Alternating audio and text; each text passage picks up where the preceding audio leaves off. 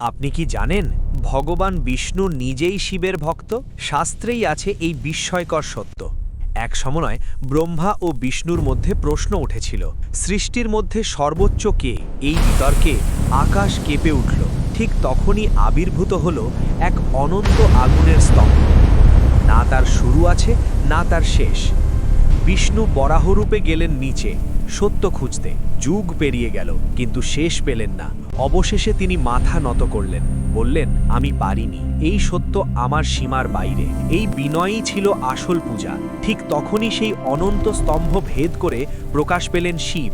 বললেন, যে সত্য স্বীকার করতে পারে সেই আমার প্রিয়। সেই দিন থেকেই বিষ্ণু পরিচিত হলেন শিব ভক্ত রূপে। কারণ ভগবান নিজেই দেখাতে চান, ভক্তি মানে অহংকার ত্যাগ। এটা শ্রেষ্ঠত্বের লড়াই নয়, এটা শিক্ষা। শিব ও বিষ্ণু আলাদা নন, তারা একই পরম সত্যের দুই প্রকাশ। যদি ভগবান নিজেই ভক্ত হতে পারেন, তাহলে আমাদের অহংকারের জায়গা কোথায়? ভক্তিতেই মুক্তি, অহংকারে নয়।